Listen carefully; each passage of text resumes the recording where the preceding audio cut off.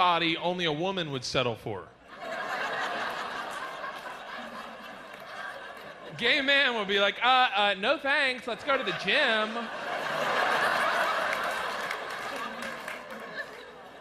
But a woman's like, well, he probably won't cheat on me.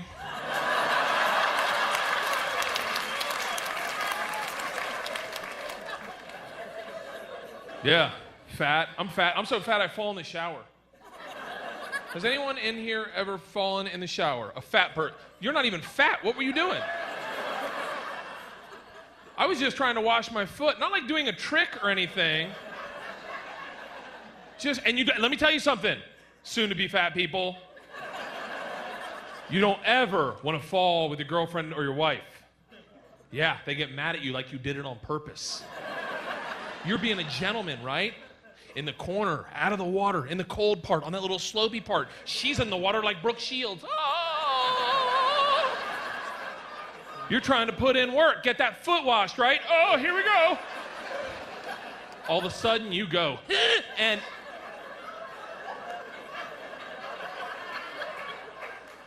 there's a split second where that voice in your head goes, don't worry, I got this covered. And you're like, really?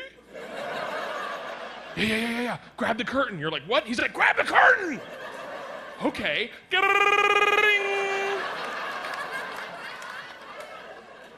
Hit the ground, take her out like you're snow skiing.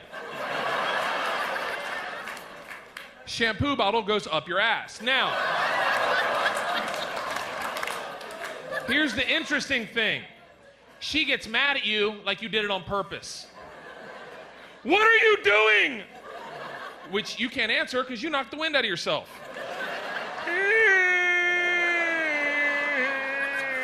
I can't understand you. What are you doing? I fell.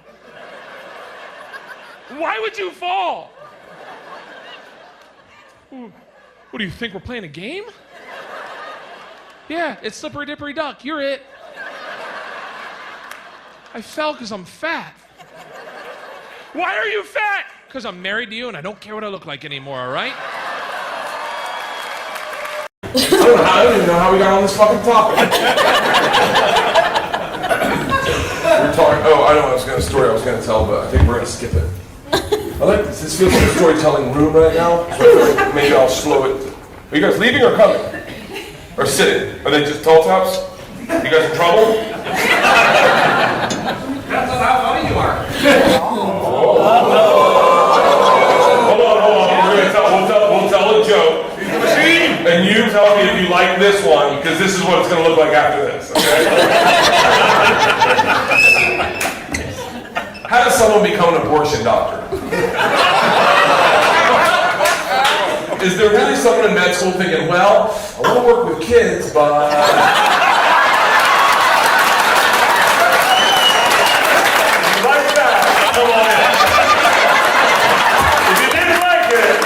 Appreciate your sense of humor.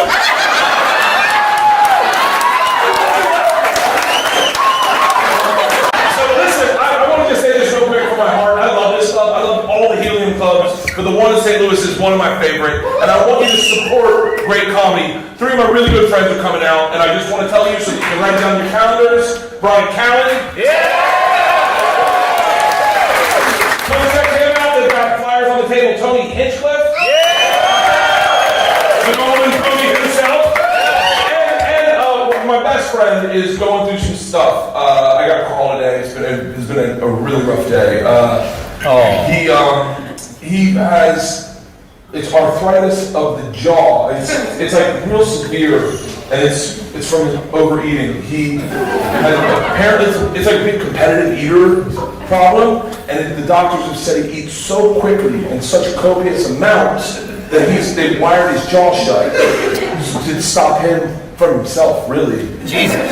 It's horrible, and he's a comedian, and so he can't work for like 2 months. And he's got to eat through a straw, and the type of foods he eats are really hard to grind up. So, and he'll be here in July, he'll be in St. Louis. So do me a favor, it'll be the first time he gets his wires off. His name's Tom Segura, so let's just real quick, I love him to death, so let's make a toast to Tom Segura.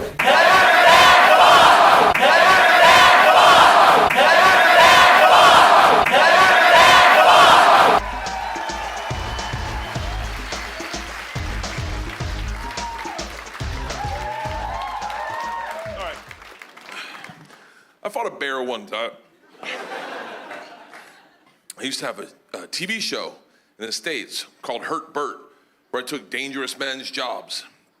And I did. I was a dominatrix gimp. I was an MMA fighter. I was a rodeo clown. One day they called up and they're like, hey, do you want to fight a bear? I was like, who does that for a living? And they're like, you do on Thursday. And I show up, and it's a 9-foot grizzly bear. I'm telling you, like a big ass bear, just as dumb as you think a bear would look, just. So I don't know any better. I go up to the bear, I just get to set, I stick my hand out in front of his nose so he can get my scent, and the trainer goes, what the fuck are you doing? I go, I'm letting him get my scent. He goes, this is a bear, not a labradoodle. He goes, we have protocol, take these, and he hands me 5 marshmallows. He says, when the bear's not looking, take a marshmallow, put it in your mouth. Then, nonchalantly, walk in front of the bear, show him the marshmallow like, huh, and allow the bear the opportunity to engage you. Engage you and take the marshmallow out of your mouth with his mouth. This way he'll learn to trust you. I was like, fuck that. Who thought of this, the bear? Is this the bear's idea? He goes, hey, buddy, this is how we do it. And my crew's behind him like, this is how we do it. This is how we do it. I don't know any better. So I go behind the bear, take the marshmallows like David Blaine, and I whip one in my mouth, and then walk in front of the bear, sneaky. And then like a hooker, like, huh, huh. And the bear, out of the corner of his eye, sees the marshmallow and loses his shit, just, and I'm going, He rushes me, and with the grace of a frat boy trying to close the deal at 4 a.m., tongue kisses it out of my mouth. Tongue in. Bears never brush their teeth. I'm making out with a homeless guy 5 times in a row. Just.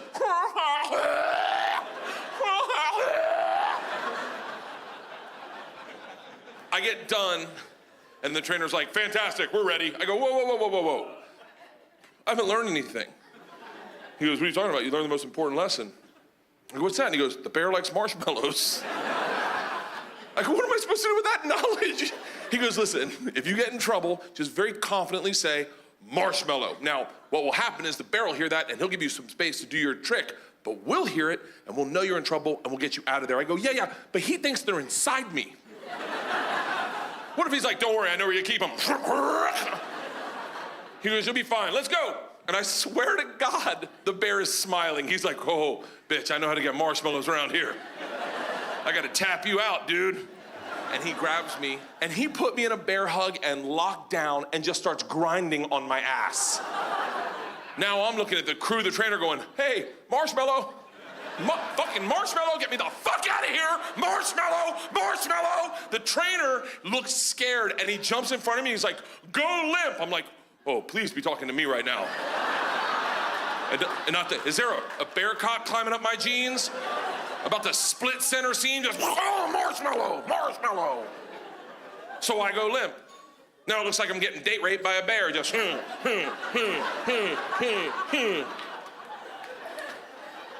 I slide out of his paws, and that's the last thing I remember, because apparently his instincts took over, and he sat on my face. And that's the last thing I remember. My wife, who I had brought to set, I'd been dating 2 months, and I was just trying to impress her. My wife is a redneck, like a real redneck. Like her parents met on AncestryMingle.com. Like, when she talks, you smell biscuits. Like, she's not afraid of big animals. That she grew up around that shit. She just goes over, grabs a marshmallow, shoves it in her mouth, stands by my feet and goes, huh. The bear then takes his balls out of my mouth, goes over to her, takes a marshmallow in her mouth. They pull the bear to one side, her to the other, and they drag me under a tree. And that's where I woke up, in the lap of my producer, Tim Scott. And I woke up and I said, what happened? And he looked at me, he's like, well, you got raped and teabagged by a bear.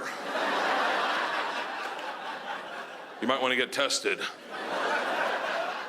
He goes, but that chick, that Leanne chick, I think she saved your life. And my wife comes over at that exact moment and leans in, and her head blocks the sun. There's a halo from the Lord himself surrounding this woman's face as she leans in. I know you're like, really? Fucking it's my narrative. She leans in and goes, are you okay? And I look up, having just faced death, at this woman's face with an aura around her head. And I knew at that very moment, I said, I would have never done that for her. Thank you guys, have a great night.